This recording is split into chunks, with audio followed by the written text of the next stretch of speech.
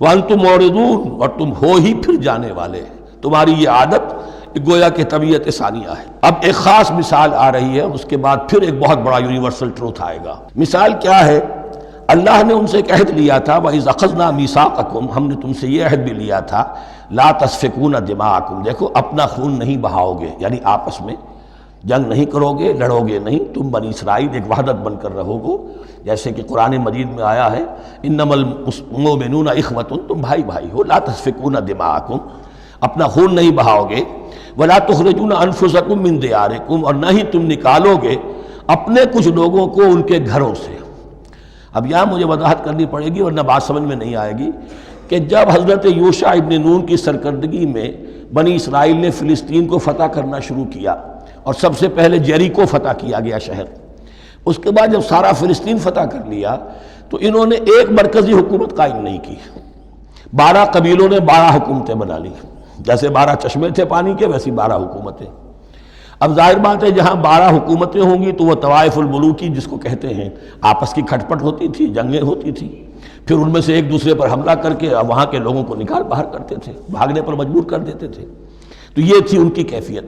لیکن اس کے بعد پھر جب وہ لوگ چلے گئے کہیں کفار کے ملک میں چلے گئے، اب کفار میں جو ہے ان کو لا کر اور ان کے سامنے ان کے ہاں بیچنا چاہا، چونکہ غلام بن گئے وہاں جا کر، یا انہوں نے غلام بنا لیا، تو اب فدیہ دے کر چھڑا رہے ہیں کہ ہمیں حکم دیا گیا ہے کہ جو بھی تمہارا اسرائیلی بھائی ہو اس کو فدیہ دے کر چھڑا لو اگر کہیں وہ اسیر ہو جائے۔ تو ایک حکم کو تو مانا نہیں اور دوسرے پر عمل ہو رہا ہے۔ حکم تو یہ تھا کہ آپس میں خون ریزی کرو ہی نہیں، وہ اس حکم کو تو توڑ دیا، لیکن بڑے متقیانہ انداز میں اب جو اس وقت اس کی وجہ سے جو غلام بن گئے یا اسیر ہو گئے اب ان کو چھڑوا رہے کہ اللہ کا حکم ہے، شریعت کا حکم ہے۔ یہ ہے وہ تضاد جو مسلمان امتوں کے اندر ہو جاتا ہے، اس پر آئے گا وہ یونیورسل ٹروتھ۔ وَإِذْ أَخَذْنَا مِيثَاقَكُمْ لَا يَسْتَسْفِكُونَ دِمَاءَكُمْ، جب یاد کرو جب کہ ہم نے تم سے عہد لیا تھا کہ تم اپنا خون نہیں بہاؤ گے، وَلَا تُخْرِجُونَ أَنفُسَكُم مِّن دِيَارِكُمْ، اور نہ ہی تم اپنے آپ کو اپنے لوگوں کو ان کے گھروں سے نکالو گے، ثُمَّ أَقْرَرْتُمْ وَأَنْتُمْ تَشْهَدُونَ، پھر تم نے اقرار کیا تھا، اس عہد کو اور قول و قرار کو مان لیا تھا پورے شعور کے ساتھ، تشہدون مانتے ہوئے، ثُمَّ أَنْتُمْ هَؤُلَاءِ، پھر تم وہی ہو، تم ہی ہو وہ تو تقتلون انفسکم،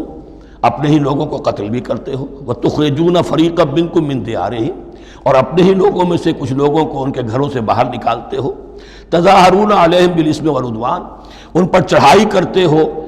گناہ کے ساتھ بھی اور زیادتی کے ساتھ بھی، وَإِن یاتوکم اسارا، اور اگر وہ قیدی بن کر تمہارے پاس آتے ہیں تفادوہم، تو اب تم ان کا فدیہ دے کر انہیں چھڑاتے ہو، وَهُوَ مُحَرَّمٌ عَلَيْكُمْ إِخْرَاجُهُمْ، حالانکہ ان کا تو نکالنا ہی تم پر حرام کیا گیا تھا۔ اب یہ واقعہ آپ نے پڑھ لیا، سمجھ لیا، اب دیکھیے اس سے جو سبق ہے، مورل لیسن ہے جو ابدی ہے، أَفَتُؤْمِنُونَ بِبَعْضِ الْكِتَابِ وَتَكْفُرُونَ بِبَعْضٍ، تو کیا تم ہماری شریعت کے ایک حصے کو مانتے ہو اور ایک کو نہیں مانتے؟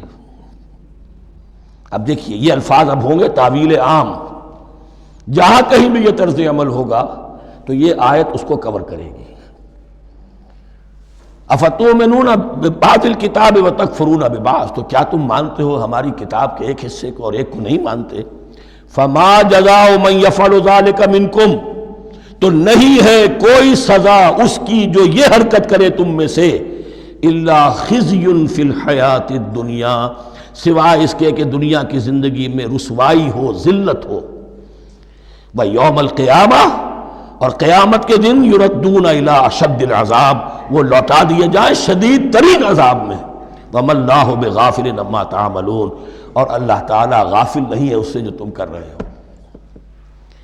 آج امت مسلمہ پر 100% یہ آیت منطبق ہو رہی، پورے دین پر چلنے کو تیار نہیں،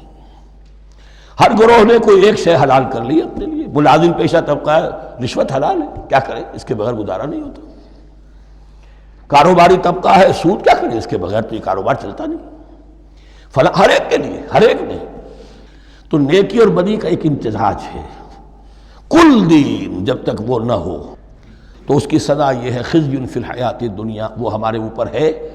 ضربت علیہم الذلۃ والمسکنہ، وہ خز اور وہ ذلت اور مسکنہ تھوپ دی گئی ہے،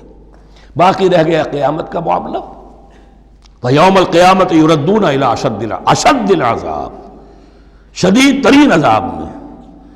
تو اپنے طرز عمل سے تو ہم اس کے مستحق ہو گئے ہیں، باقی اللہ تعالیٰ کی رحمت جو ہے دستگیری فرما لے، اس کا اختیار ہے۔ لیکن دھمکی کا پھر انداز دیکھیے، وَمَا اللَّهُ بِغَافِلٍ عَمَّا تَعْمَلُونَ، اللہ غافل نہیں ہے اس سے جو تم کر رہے ہو۔